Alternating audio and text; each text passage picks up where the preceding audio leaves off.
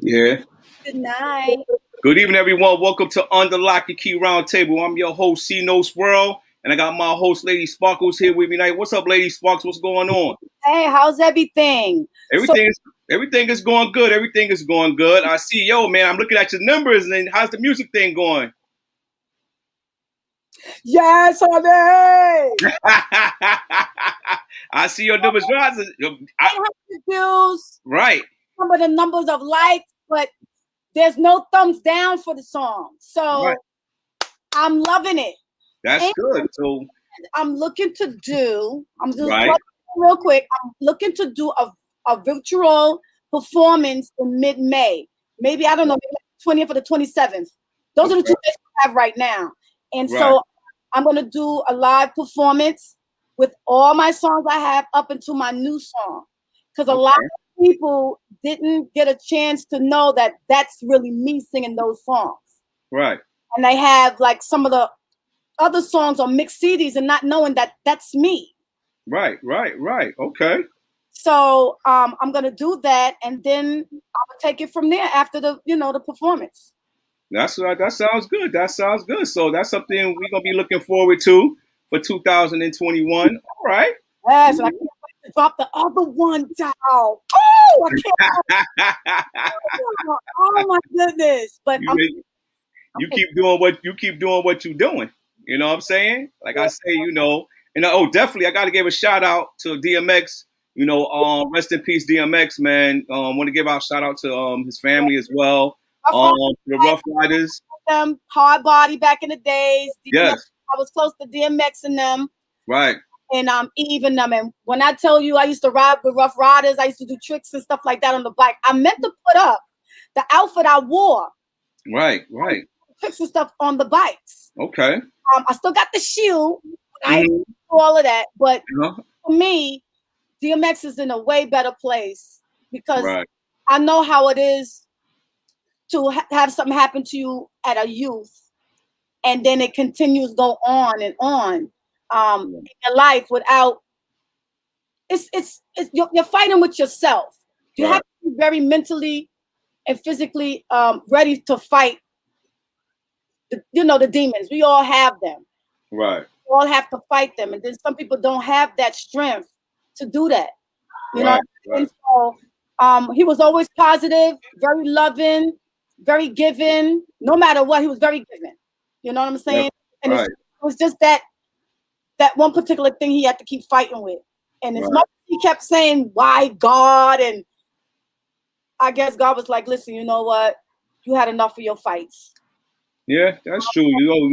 Like I say too, we all have it. But he was a very talented artist, and he inspired me a whole lot, especially with his lyrics and everything. It was like with his lyrics and all that stuff. I'm sorry, guys, for the phone. But he inspired me a whole lot as a producer as well. Like his lyrics, it meant a whole lot. Like when you listen to DMX, he had that rough out. He does his thing. You know what I'm saying? And that was that energy that he gave off to a lot of us and fans and stuff like that as well. I had a couple of people. He was one of the Rough Riders that I took a pic with a while back at a performance that Under Lock and Key. I was there with my artists and everything, and we performed there, and I met one of the guys from Rough Riders. So like definitely, man, I definitely give my my love to all of them, and rest in peace, DMX. You will always be here with us. Rough Riders for life. Rough Riders for life, man. Definitely. But as far as what I'm doing, what I'm doing, Sparks. I'm doing music placements. I'm working with a good friend. Her name is look at me. I work with a good friend of mine. Can't say, but she does music placements. She's real big in the music industry. Right now, C Flizzy and I, we have like almost like C Flizzy. We got like about 10, 20 tracks. Right now, Alcadaz is part of my group, and I got D Money. They're part of my beat makers of Under Lock and Key. They got a lot of tracks. They're very talented producers. And all of like right now I got over like we're all together like 60, 70 tracks, you know, all together. And right now, I have to check them out to see if it right up in my lane, because you know I have my different cultural diverse writing. So you know I can't put myself in just one simple category. I do it all over, as you know. So I gotta check that out, see if it vibes me. You know, it's gotta hit me. Oh, definitely. We got tracks for days, and we still writing tracks. We just write. You know, that's what we do. So that's what I'm working on right now. And like I say, in the future, maybe I start working with some artists as well with UNDERLOCKANDKEY Entertainment with Mike Guy, Shaw Ames, and definitely we got a talented artist that's on our roster right now, JMO. The kid is awesome, man. Yo, he does his thing. You know what I'm saying? And I love what he do. Very talented. So that's what we're working with right now. And like I say, in the near future, we'll get with you know, we may sign up other artists as well. But I'm not gonna hold up for the whole night. But I want to introduce the lady, KRISTEN. KRISTEN, what up, Chris? What's going on? How you doing? I am good. That's good. How are you guys? Good. No, we good. Yeah, we good. Tell us about yourself. Well, you know, as you know, I own Escape Global Music in Connecticut. Right. I started 4 years ago, just throwing shows, and I don't know, I just sort of became like one of the biggest promoters out here. Right. But I just run my business backwards. I realized a long time ago that the artists get robbed, and it's like a pyramid scheme, and the artists get robbed. And I switched it around, like where the artists, you should never rob an artist. Though we need the artists. Right. We need the DJs. We need the producers. We need the engineers. Everybody needs to work as a team, and instead of trying to rob them. And I switched it around, and I think I'm one of the only promoters actually in the whole United States that doesn't charge an artist or make them sell tickets to perform. Right. Okay, you are so right, because I ran into that and say I've been in this business for too long. So they not trying to get me with that madness.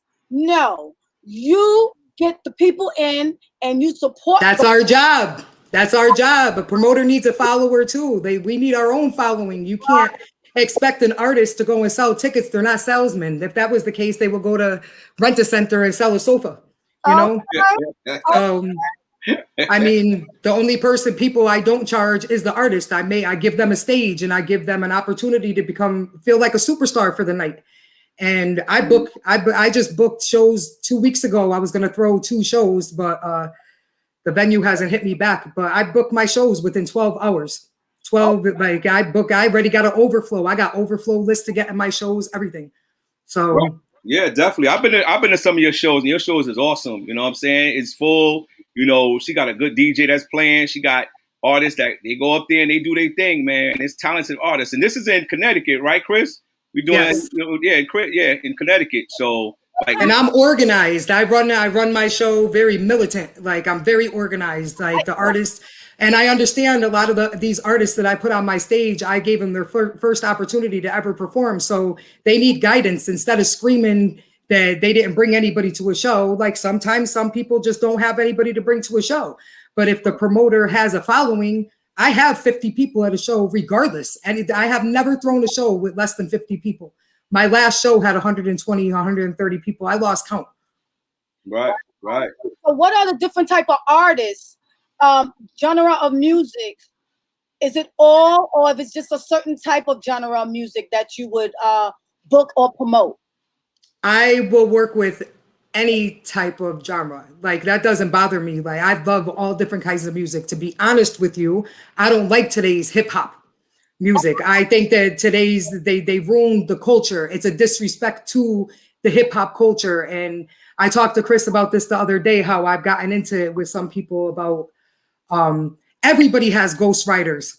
No, like, that's not how it worked in hip hop. That's very disrespectful to have a ghostwriter on a hip hop song.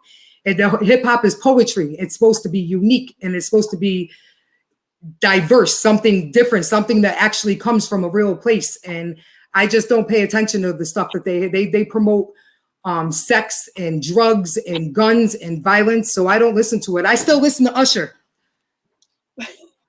Well, I'm listening to Tony Braxton when I'm working, you know, like 10 years ago, Tony Braxton. I go way back further than that. I'm talking about, I still listen to the Latifah, you know, Moni Love, you know, Public Enemy. I'm all the way back to Grandmaster Cash and the Furious Five, you know, Curtis Blow. I'm still on that. And when you go further back, hey, let's mention Luther Vandross, you know what I'm saying? You know, Teddy Pendergrass, you know, Aretha Franklin, you know. And then when you get in the middle, then you got me with Indy Ari and Jill Scott and what's his name? Hamilton. So Anthony Hamilton, yep. Anthony Hamilton. So they still bring that flavor. Right. Right. Still, you know, it's just like when I do my music. Right. I do groovy soca, which I didn't know that how I was writing was more for R&B crossing over, which is still, they end up calling it in 2006 groovy soca. So you have kaiso, you have soca, and then you have groovy soca. You have soca tongue, reggaeton. You understand? So I'm more with the groovy soca, and I still give that same flavor as an R&B. It still has that flavor. So I like music that has meaning. Like I want to listen to something that, and I say it like it's what, like my famous saying, and I'm putting it on my wall, like when I open my store, and you hear music, feel music, and see music. There's nothing that I see or hear or I feel today. Like I don't pay attention to it. I really like I listen to music, and the first 3 sentences or bars of the song, I could tell right there if I'm gonna even like if it's gonna even intrigue me. Like I want to hear real stuff like Joyner Lucas. He's really telling a story. He's actually saying something that spiritualists, because I'm a spiritualist can actually understand. Like people questioning why, like when he put in his song, why did you take Michael in this one? You should have took this one. You know what I'm saying? So it's just that I want to hear music that really has meaning. I want to hear music that what you're feeling, even if sometimes it's not even good stuff, but it's something that happened in somebody's life and it's real. Like I laugh and I say that people, like, you're pulling up to the studio asking for an Uber to get to the studio, but then you get to the studio and you're rapping about these money and cars. You just got an Uber to the studio. Where's the car? Like pure madness. I agree with you with the writing in situation of telling a story, and that's what I do. I tell a story all the time, and I have to, because that's something that happened, may have happened in the past, or may be happening at that present time, or someone I spoke to and gave me that inspiration to write that, because other people want to hear something that has meaning. So now I'm going to leave it up to you to listen to my songs and give me a feedback to see what you think, because that's just how I write. I write according to, it has to mean something. It's a storytelling. And I grew up from that culture of telling a story. Kaiso is telling a story. Calypso is telling a story. And then groovy soca is still telling a story. So yeah, not everybody can hit that good, even in Trinidad. But the next question I have for you though. So have you ever thrown a show where you dealt with people maybe from Jamaica or Trinidad or any in the back? That's more important to me, because what you're saying right now sounds good to me. So I might just say, you know, hey, KRISTEN, listen, I would like you to book a show, blah, blah, blah, yada, yada, yada. You know, because I got them 8,000 views and going up higher. So there you go. I might want to touch back up in the New England side. There's actually an artist, Rich Nija. She lives in Connecticut, and she's she's from Africa. And I love how raw she is. She's no joke. And she's a raw isn't even the word. She's up there, bitches. Yeah. When your man is up like it, she's raw. Like, but the performance is amazing. The stuff that she's saying is honestly true. Like you think you're cool because you're the side bitch. You know what I'm saying? And I like that. She just, I love her, and she's not even that kind of person in real life. She's just telling you how she feels about, you know what I'm saying? But yeah, I've worked with artists. I've thrown over 50 shows. I can't even tell you like how many artists I've worked with different, like, and they're all talented just on different levels. Like I give people a lot of credit getting up on that stage and grabbing that mic, because it's something I still can't do. And I don't host my shows, nothing. You give me a mic, I'm panicking. Like, I'm going to yell at you, get the mic out of my face. Like, it took me. That's being very nervous. because when you have your craft and you get ready to share your craft, it would put you in that zone of being nervous because you don't know how you want to respond to it, but you have to do it because you need to get that word out. You need to let them hear it. So I have another question for you. Have you ever worked with an artist that may have went up to a whole different level, maybe got signed or anything like that? Have that happened? Say that again. If I ever work, my dog is over here thinking he's cool right now, trying to bark at me for his ball. Have I ever worked with an artist? What? That made it within the music industry, like grew up and did big things. I've worked with artists. I've worked with artists that have gotten bigger from me working with them, but it's on the artist. A lot of artists want to come and work with you. They don't want to invest. I don't sign record deals. I will help you build your brand. I know how to build brands. To me, everybody should be a boss. That's how I feel. You know what I'm saying? So build your brand. That's today's day and age. The industry, to me, the main industry is shot. It's gone. We are the industry now. Definitely. Absolutely. Yeah, because now it's all about branding. Like the record deals, the only thing you're going to get now is probably a distribution deal. And you got to do your homework for that because you got to at least with the labels 800,000 views, real views, organic views. So you gotta do your homework. All those other views, I see Spotify. Spotify is doing their things, and I see a lot of guys getting their plaques and all that other good stuff. But at the end of the day, where I come from in my era, if I'm not getting a check with that, it don't mean nothing to me. Okay. And I'm not going to cheat myself out of bringing up numbers that I'm not supposed to have, or receive plaques that I didn't get a check for. I don't do that. That's not my thing. I come from the old era. I was signed to Universal. I was I worked with Pearl Records with Josephina, and I worked with a lot of, and I was on an album with a lot of producers, Scott Storch and all of them. And my thing is that back in those days we didn't have none of that. If you had your numbers, you had your numbers. And the record companies was promoting and marketing. What we're doing now, the record labels do. They just put more money behind you. You understand what I'm saying? But my thing is that, if you cheat, how far are you going to get by doing that? You're not going to get by too far by doing that. So you got to do it the right way, and it is totally different today than it was years ago, though. Like, I try to tell people when Michael Jackson was out and his numbers he had huge numbers. We didn't have streaming sites like LimeWire and stuff where people just were downloading. And today, if you took Chris Brown and Usher's numbers, of course they supersede Michael Jackson's because of the way that you could get music today. Right. And everything. Before, we were waiting in line. I remember back in the day when We Are the World came out and we were waiting in line at Bradley's for like 3 hours just to walk in to get the record. You know what I'm saying?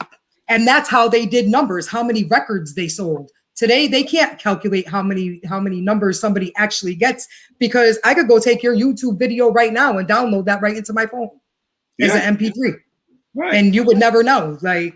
So that's the thing, and that's another issue too. Like, a lot of artists and record companies are losing money because of these downloads. They're not making money off of it. And I'll say later on, I think what's going to come up, we're going to have codes where we're going to have to download the music and buy it, but they're going to send you a code like through an email or something like that to get their number, to purchase, because you think about it, it's just like movies. If you making, let's say you spend like $3 million in the studio on an artist, let's say, I'm just saying, in the meantime, all these people are downloading my album and my singles. I'm not making that money back. So guess what that put me? Now I didn't recoup.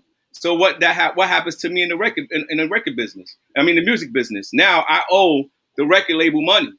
And now if I owe the record label money and I ain't recoup that money, I got to keep on making records until I get that money back, or they just going to drop me altogether. You understand what I'm saying? They take it as a wage loss, with the IRS or what have you. But that's why they knew the industry was changing up. That's why they came out with like Sony Orchard, like with the distribution deals. They knew they were losing the battle of the record industry. Right. And when we were younger, because we're all probably around the same age, when we were younger, you had to sign a record deal, and there wasn't as many people trying to be the next up and coming artist. Today, everybody is an artist. Everybody wants in the industry. So they're making money off of like the distribution sites, like opening the distribution. There are so many music distribution sites and there's at least, I found at least 50 of them. And people only know of like the top 3, like DistroKid, CD Baby. And then they don't even read the fine print that they're signing portions of their music over. Right. That's crazy. Well, Spotify. Hi, Tam. As well. Hi, how are you? I'm Kristen. How are you? She's just sitting there all quiet. Well, I'm not in the music industry, so I'm that's Tam. I'm sorry, guys. That's Tam Lawrence. Hi. How you doing, y'all? Hi, how are you all? I'm going fine. How you doing? Amazing. So we're gonna finish up with Kristen. Kristen, anything else you would like to share with us? I know you have some businesses going on, as far as like some buildings or you're going to be working with as far as real estate or anything like that. I am trying to bring Atlanta to Connecticut. I don't feel that we should have to leave here to become known. So what I'm trying to do is build like a music industry in Connecticut. Like New York has their own music industry and Atlanta has their own. And so I just signed my lease for my store 2 weeks ago. We're going in Monday to start tearing the walls down and rebuilding to build the booths. And I am building like a multifaceted store for the entertainers. So you could come there, you could get a photo shoot, video shoot. There's going to be a media room, AI cameras, big screen TVs, 2 engineering rooms, the booth, merch studio, like everything is all just in one spot. And then I am also working on getting my own venue. And hopefully by next year, I'm going to be buying my factory because I already nonprofited Dreamscape. It's going to be a community music mentoring program to get the kids off the street. So I'm going to bring the kids in to teach them how to write and engineer and teach young women to be young women and young men to be young men instead of letting them go on the street and they're half naked and they're selling their body because music today teaches these kids that sex is predominant. So I got a lot of the stuff going on right now. Little by little, it comes along. I've been doing this all by myself for 4 years. I didn't even know what 16 bars was. I tell everybody, I had no idea what 16 bars was. I thought when you went and recorded the music video that the song would just like, I didn't know you matched that up. Like today I already invested $15,000. I have more equipment in my basement that's going in that studio but I'm just a business kind of person. I also do write. I'm trying to finish my books and stuff but I don't have like little by little, everything it gets done. It's up to God. Like I pray and I do like, I go with how I feel. Like God never steers me wrong. So definitely. You're a busy woman, huh? Oh yeah. I love it though. Oh yes, definitely. I'm gonna come up there and visit you, and and we gonna kick it and all that good stuff. You know me. Whenever you call, you say, "Yo, C-Note," I'll be there. So you know that. So, but for the grand opening, you guys gotta come. Like, oh, I'll be there. We'll be there, right? Sparks, we'll be there, right? I'm there. Tam, you gonna be there? Tam said, "I'm not." Tam is a busy woman too. Y'all ladies are busy, man. So, hey, it is what it is. That's a good thing. You know what I'm saying? I love the female entrepreneurship. I love female. Like, I will empower a female all day, because guys run this industry. We're in a man's world. And I'd rather help a female, like, build their business than anything. I think it's amazing. Congratulations to you and to you, like, both of y'all. Thank you. And congratulations to you, too. And you keep doing what you're doing, Chris. I know you're going to keep doing what you're doing. I know you. So. I'm not stopping. Yeah, nah, you're going to keep going. And that's a good thing till the wheels fall off. But definitely, thank you for sharing your story. All right. You're welcome. The next person I have is Tam Lawrence. What's up, Tam? How you doing? Hi, how are you? I'm doing good. I have my host, Lady Sparkles, here with me tonight, too, as well. Hi, Miss Sparkles. How are you? Huh? She looks tired. I know. She's all right. I ain't gonna hold on. I've been up for 28 hours. Damn, 28 hours. transferred from one. I left Chicago. I'm in LA. We're at the awards right now. So then I get a text from my assistant. You're needed on this StreamYard. And I'm like, I never turn anybody or let anybody down. I'm coming. So I ran out of there, and I'm sitting here now. My television network had some issues last night, so the text had me up to like 3 o'clock in the morning with them. Then I had a training to do at 9 o'clock and a flight to catch to get to LA. So I'm here. I'm about that life. Mm-hmm. Oh, and you know what? I thank you. I definitely thank you for joining us tonight. You can share your story and tell everybody what you do.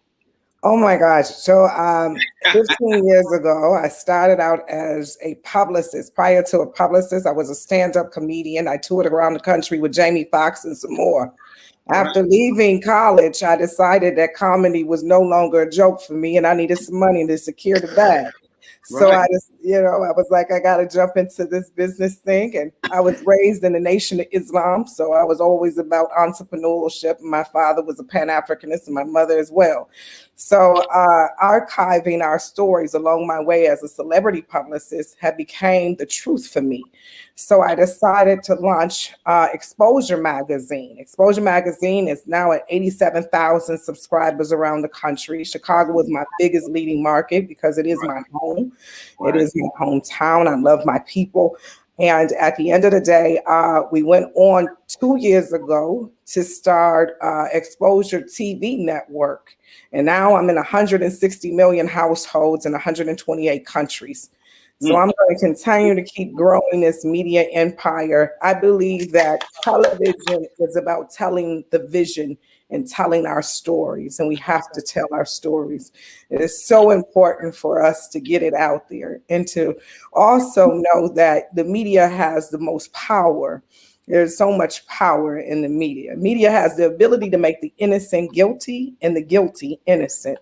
Yes. And so I go after my ancestors, and I believe that I walk into this diaspora with nothing more than a tool that can change the narrative for all people. How about that? Mm-hmm.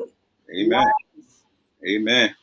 And Tam, who inspired you to start, getting into the, the comedy and, and what you're doing right now? You know what? My sister was my biggest fan. We were sitting down watching Def Jam. Small Fry came on, and she looked over, and I'm only 4'11", so I'm like a hobbit. You know what I'm saying? Right. So she looked at me and said, "You should actually go on Comic View. You should do BET. You should do something. You're so funny." My family always made fun of me because I was the shortest one. Right. So I said, "You know what? I think I'm gonna do it. Let's go." So I went, and I had this joke about Big Bird and Barney and how they were like gangs. They were like vice lords and beals, this kind of thing. And I said a joke on stage, and people loved it, and I won. And that night when I won, it was the comedy bug that bit me. And then I did a show. I did a show in Chicago. And I remember Bernie Mac telling me, when it becomes about money, it's no longer funny, right? Mm-hmm. So Courtney from BET is in the audience, and she's one of the producers, and she says, have you thought about going to television? And I was like, when do we start? And so from that point on, it was just, it was love. Comedy is a way for me to talk about my pain. It's a way for me to express. I laugh instead of crying. Right. And so I was built for this, Right. That's good. Yeah, comedy too. It has, everything that we do period is all comes from based on like you say, experience, like, the sadness, the happiness, it's based on mood, sometimes too, when I write songs and I write the song, I'm like, wait a minute, this is kind of a sad song. And it's like, sometimes too, you think about it like that, it was one of those sad days I had, and whenever it comes out, it'll be that sad song. Or if you're happy, you got the happy track, So, like I say, it's based on, music, comedy, whatever you do is based on feelings. So how you feel. And that's how the world relates to you, because we all going through the same thing in life. If you're sad, you listen to sad music. If you're happy, you listen to happy music. If you're doing comedy, it's all is in the same boat, But that's cool. And you have a magazine out too as well, right? Right. And the magazine, I just talked about that. The magazine is all about archiving the stories of today's Winnie Mandela's, Martin Luther King, Coretta Scott's, Harriet Tubman's. Who will tell your story? Where will your story be archived? People are not paying attention that we had lost. Our history was a mystery to us. Many didn't know about Black Wall Street in Tulsa, Oklahoma, 1921, the first massacre that happened in America. Many people have not heard of that because they didn't teach it in school.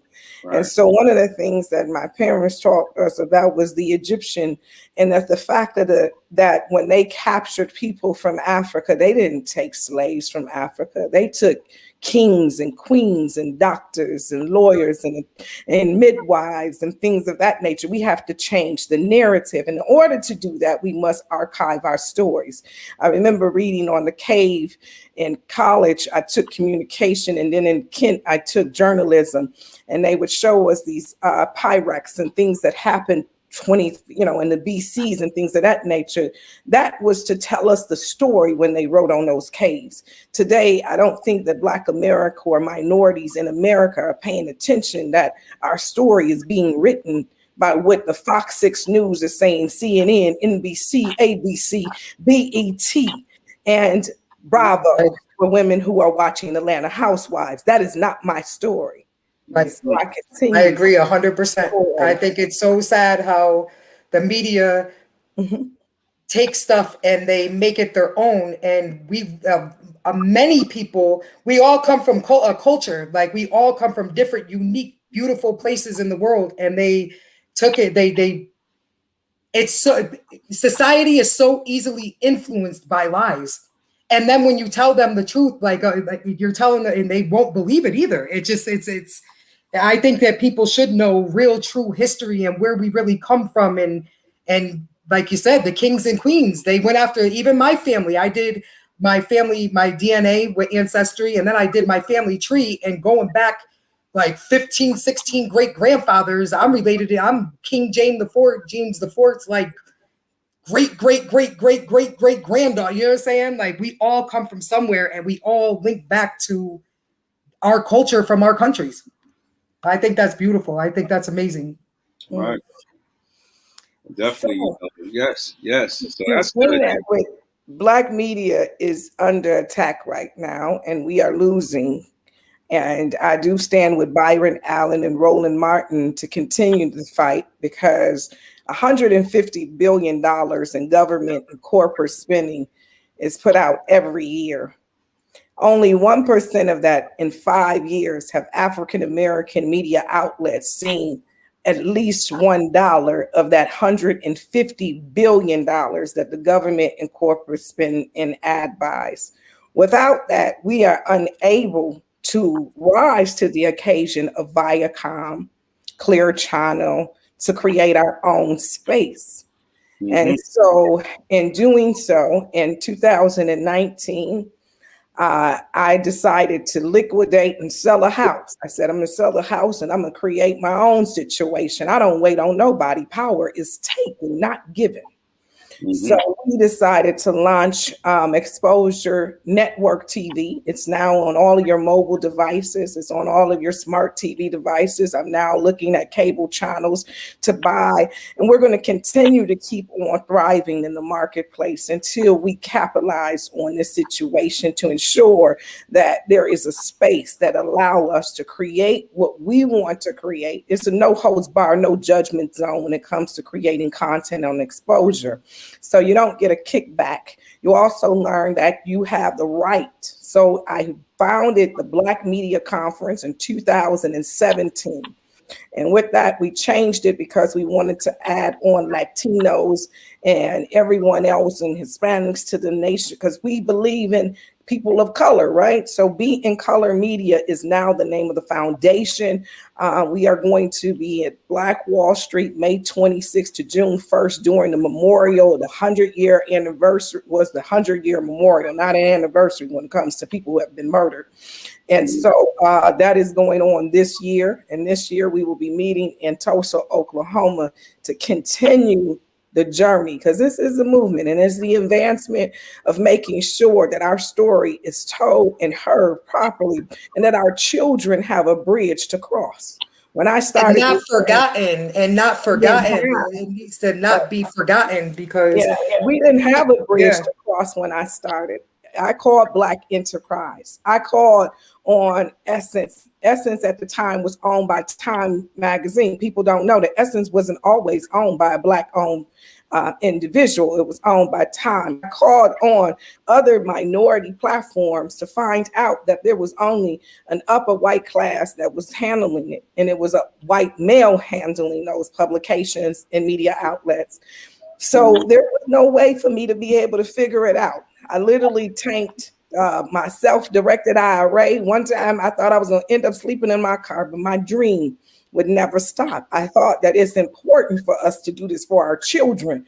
Media is the way in which we discover and perceive the world. Right. Definitely. Yes. So Tam Lawrence and KRISTEN, y'all guys got a lot of in your field, Tam Lawrence, you guys doing a hell of a job, man. And this and you ladies, they need you ladies. Thank KRISTEN, you. Tam, Lawrence has built is the foundation called economics, because she said that, Black people don't have anything. Right. They don't own cable companies. They don't own nothing. So racism always will be there, and it will always be there until Black people start owning economics.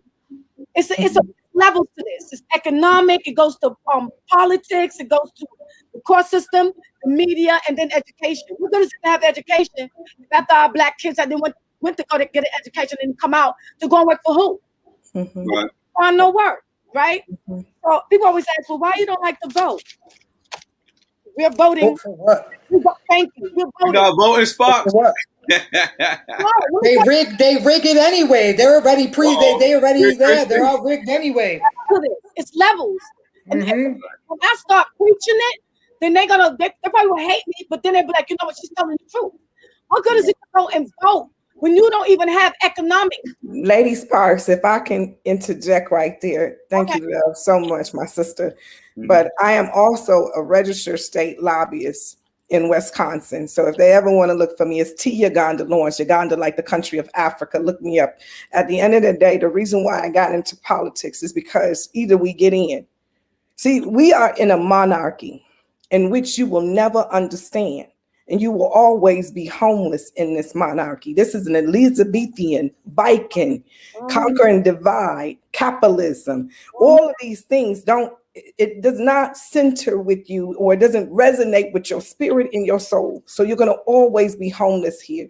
No matter how well you connect yourself to whatever dominion, religion, politics, whatever that may be, you are always going to feel that way. So when in Rome, we must understand how the Roman do business, how they practice, and what they do in order for us to be able to make change. I became a lobbyist only because I needed to get in and find out who I was fighting.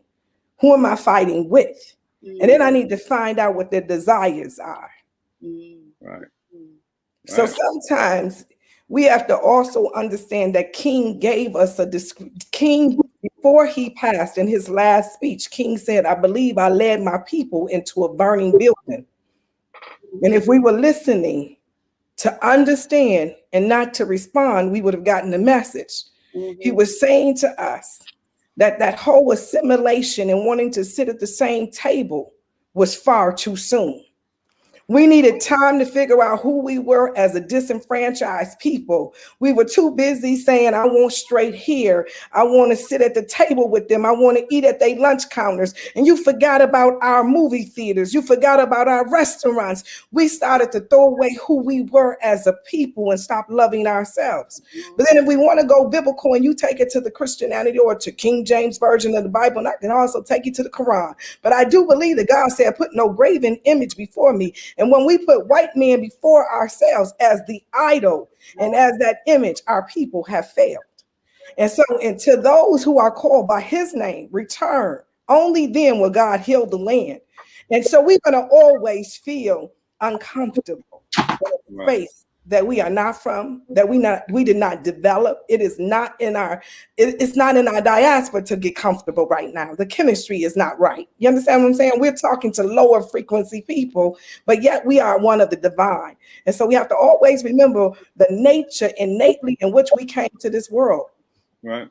And a lot of times it's really sad, because even with the whole 2020, I've never gotten into politics in my life. I could care less about politics because I just never got into them. And just paying attention to what was going on and how they used the Black community, the politicians used the Black community in their favor, and the stuff that they were doing to disrespect the Black community I was appalled. When you ever dealt in Kunta Kinte outfits and you knelt in these outfits, you disrespected the whole African culture. When you guys are the ones causing these riots, you know you could put an end to them. We're the ones that hired you to do a job. And then you have Black Lives Matter, which I'm all for anybody who's doing the right thing, but you got Black Lives Matter destroying cities and towns and setting stuff in fire. But then you look and it's all white people. No offense or nothing, because you know what I'm saying, but how was that Black Lives Matter? How was that? And people weren't even connecting the two, that these people aren't even Black. You know what I'm saying? So how is this Black Lives Matter that are angry when all the people were peacefully protesting, but at night a bunch of white people were out here setting buildings on fire, shooting that what was it? They shot the elderly, he retired like police sheriff or whatever. They shot him right through the head for trying to save somebody's business. So you pin this all on on Black people, like the Black community. I was appalled. I have my grandson is Black. My kids are Black. Because Black Lives Matter is not even a Black organization. They didn't put the check already, and they didn't hijack Black Lives Matter. So that don't got nothing to do with Black. No, but people, society, we know this. We know this. Even but society didn't know this. They did. The news, CNN, NBC, and ABC, all of them, they've already said that Al-Qaeda was a part of that. So there was this organization that definitely goes out and terrorizes communities. They know it wasn't Black people that tore up this stuff, but the nature of how we are moving about today shows how we are a failed community altogether, because there's no way in God green earth that I'm gonna get out and protest. I'm not standing on the front line outside for nobody. You understand what I'm saying? Because if you really want to impact white folks, if you really want to change the way our community is struggling, you would go economically. Why would I go out there and what I'm doing that for? How much money are we gonna get to do this? What we doing this for? That's what I ask. Right. And at the end of the day, listen, some of this stuff that we got false prophets in the last days arriving. And they stand to say to us all that they are community leaders and our leaders. Y'all better check who y'all following. Because they leading our people down the wrong path. There's no way in the world. It's called evolution, not revolution. We should learn from history, not repeat it. Right. Marching ain't gonna get us nowhere. We have to understand first and foremost that in the minority community, we need to heal first. We need to begin that healing by leading the way and begin to communicate, collaborate, and come together. And until we put away our differences as African Americans in our community, we will continue to keep seeing the same thing happen over and over again. Gandhi said that it was, what is it called? Insanity. So until we be the change, we will never experience the change that we see in Wakanda and any other movie that you can bring up to say, look at the Black people having a wonderful time. We have to see each other in a different light. They don't need to see us in a different light. I could care less. I carry a gun. I don't care how you see me. If you run up on me, I'm shooting. So at the end of the day, I'm saying to people that it is not how they see us. It's how we see ourselves. And until we point that finger at ourselves, we're making a huge mistake by always saying white America. White America right now is playing on us economically. You want to see how they playing on us economically? Target just put up what, $3 million to let Black businesses into Target. Yep. Come on, now we in 2021. Y'all just now doing that. Oh my God, kumala. Let's have a party. This should be wonderful. They giving Black folks cheese at Target. You know, Black people get so excited about diversity inclusion. Diversity inclusion ain't nothing but another play on word. It ain't got nothing to do with you just because you Black. Minority means anybody. It means white women now. Yes. So when somebody says minority or diversity inclusion, I'm not happy. I'm not geeked. I just came from an award show that not one Black person was awarded at. But yet we the most creative and y'all steal all of our work at the end of the day. So when we want to talk about it, let's be about it. Everything that I've learned from the stock market to everything was from Black people. I have is called exposure. It's called exposure because it's time to be exposed to the truth. You want to know the truth? I'm going to tell you the truth. There's 64,000 African-American Black women and children missing in America. Y'all hear anybody talking about that? Nope. They didn't even talk about the kids that was even being hung, raped, but nope. You know why? Because you don't hear about that. We don't have. We had our but own Black people, though, Lady Sparkle, we so busy putting up pictures of celebrities and we put up all of this misogynistic garbage on our Facebook page when we need to be having a conversation about where these girls is at. Because this is somebody's daughter, somebody's aunt, somebody's mama. These dudes is riding up in here and they said it's human trafficking and she running away. No, let me just explain to you really quickly during my research, and please read April's magazine that's coming out because it breaks it all the way down. During this time, you will find that these baby boomer society has tripled, right? Let's just follow the lead. Tripled. 2020, the population of seniors in our country have tripled. That means that heart bypasses, kidneys, all of these organs are needed. So this ain't got nothing to do with human trafficking. These people are snatching up these little girls, taking their organs out, and then they selling them on the black market. So if y'all want to know what it really is, it's called body snatchers. So get the point. I mean, we really need to start having these type of conversations so that people can really know what's going on. My daughter lives here in LA, and they ride up into these little parking lots. You know how Target or Marshalls, they have these parking lots. They riding up in there with white cargo vans, throwing these little girls in the back of these cargo vans, taking them somewhere, giving them anesthesia, shoot them up real quick, cut them open, grab the organs, put it in the freezer container, and they off with the ice box. Listen, we got to stop playing with one another. This game time over. Yep. That's it. The problem is like social media, they got all this stuff banned. When we were trying to push this, because I posted a lot too. What about the 800,000 women and children that go missing every year in the United States? The United States is the biggest country of human trafficking in the world. That's why that wall was being built for Mexico, because the Mexican president wanted it too. It wasn't just Trump. The Mexican president wanted it built. He has 70,000 troops of the Mexican troops watching that border because women and children are being trafficked through the border to the United States. Under tunnels, there's tunnels under the ground from Mexico to Cali. Yep. It's a big business.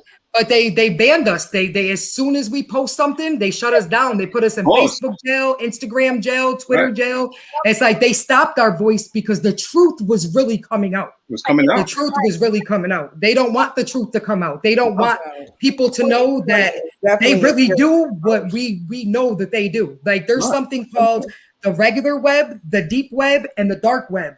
And if you go on that deep web, DuckDuckGo and Tor browser, I seen stuff that I wouldn't even believe if you told me.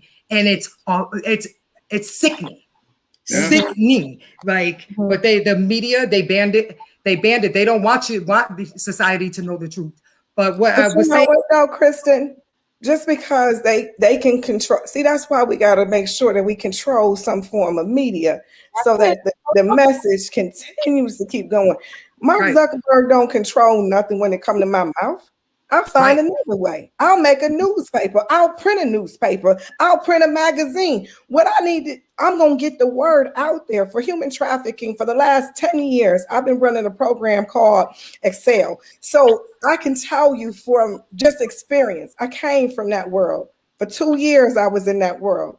So at the end of the day, just knowing what them girls are going through and being able to speak their language is just an amazing piece right here. That they'll let these wonderful people with degrees in psychology and social welfare and justice, or whatever the case is, these white folks, they have no clue what's going on in the inside. You understand what I'm saying? Mm-hmm. And they'll give them the budgets. They'll give them the grants. They'll give them the scholarships to do what?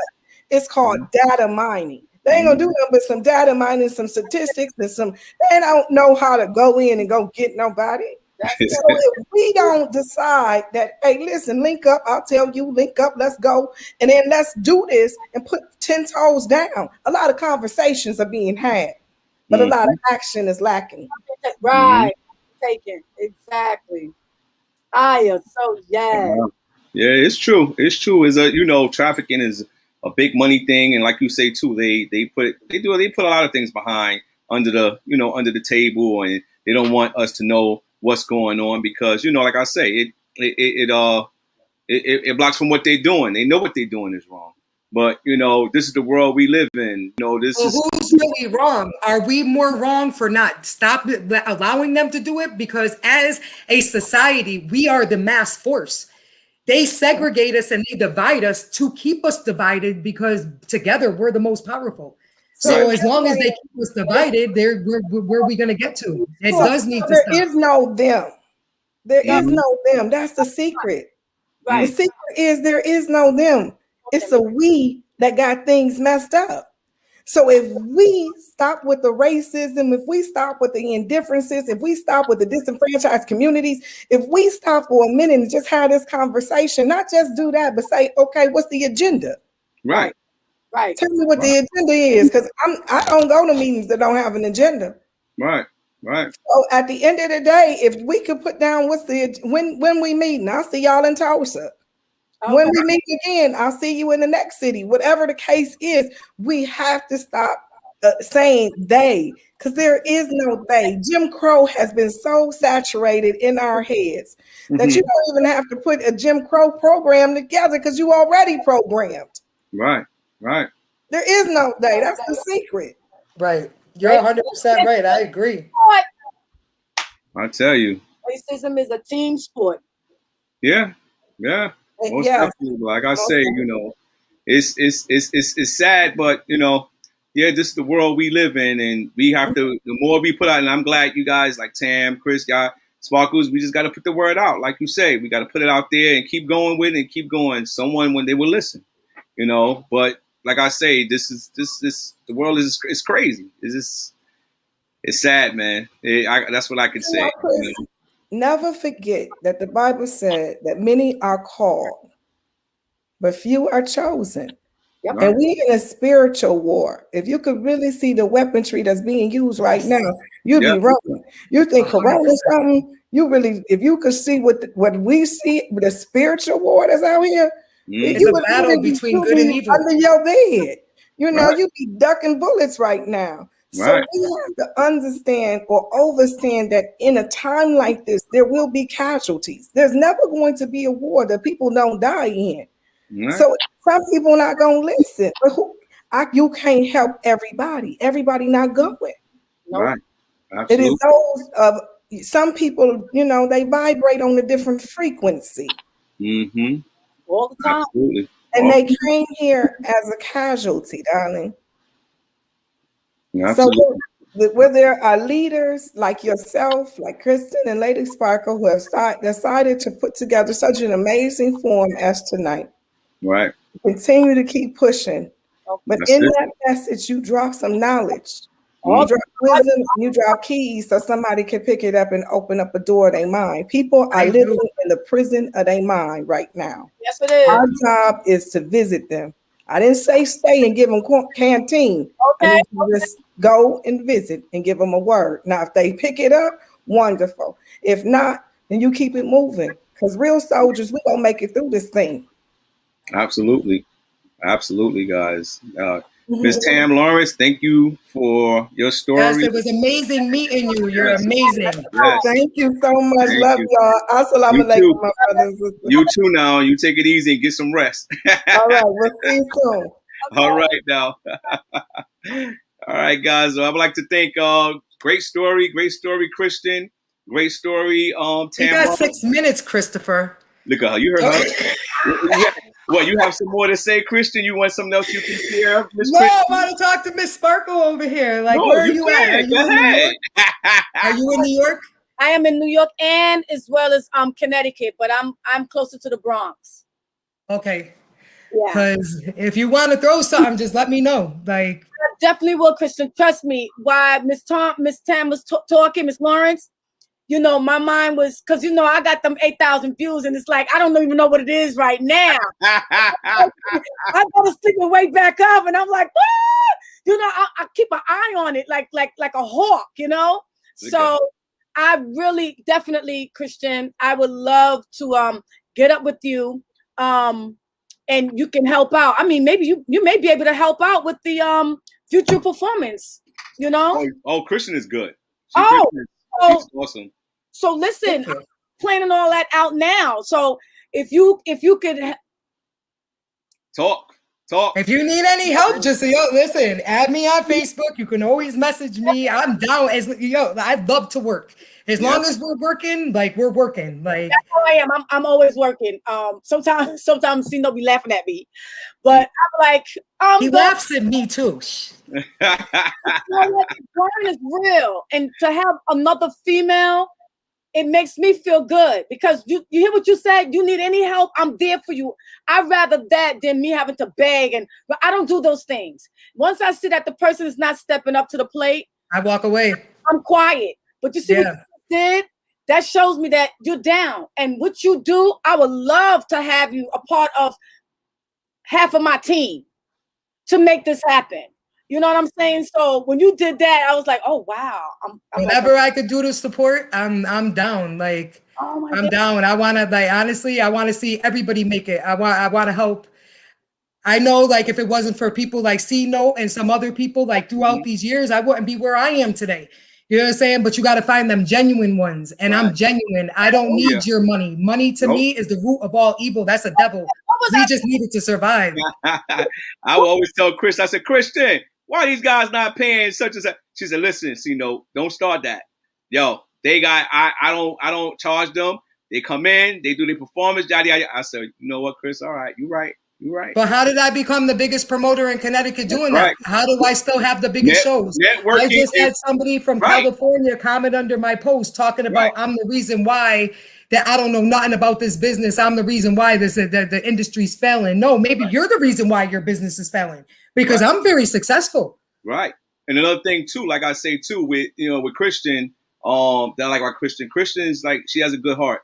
And I love that about KRISTEN. She does her thing. She does her business and Sparkles. She take care of her business. Believe me, she take care of business. And I love, and he could tell you, you know. And Sparkles too. Both of y'all, it'll be crazy. Loyalty. Y'all guys on the same wavelength. Is broken. He'll tell you. Because, I mean, several times I might talk to him and I'm like, you know what? Listen, C-NOTE, blah, blah, blah. And he'd be like, yeah, Sparkle. I was like, well, this is how it is. I want you to deal with me. Don't try and, be unloyal and not trustworthy. And that's what I like. I mean, hey. Right. She must be a Virgo. No, I was just getting ready to tell you. No, she's not. Virgos are not. Jordan Virgos are not trustworthy. They're sneaky for themselves. Some are. But I will tell you, I'm a full-blown Scorpio. I'm November the 4th. Scorpios and Virgos are like this. Yeah, but we compliment them. See, we're not sneaky. Yes, we compliment each other. Exactly. So what I would do while they being sneaky, I'd be like, no, I don't think you should do that. But listen, do it this way so that way they won't think that you're being unloyal and unworthy. So you have to do it like this. So that's how it compliments a Virgo. Right. Let me ask you one more question. All right, one more question. We got 1 minute. Quick. We got 1 more minute.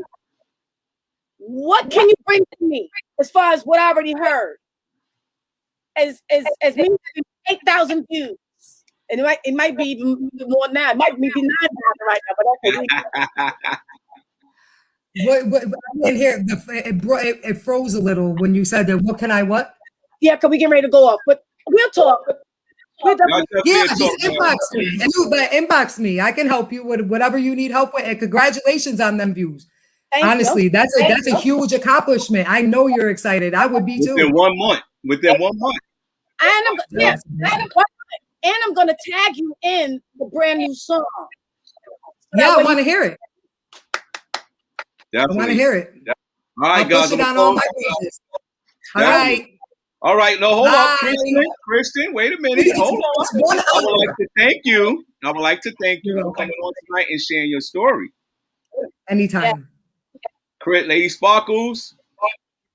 Let's go. C-NOTE. Oh, I think wait a minute. I would like to shout out to LaRose LaRose for your nice wine tasting. It tastes very good, LaRose LaRose, and I'm going to order some more. This is good. I told you, Miss Rose. I missed that show now, mid-May. Y'all ladies, y'all have a good night, and thank you. This is Underlocking Table. Good evening, good night, everyone, and have a nice night. Take care now. Bye-bye.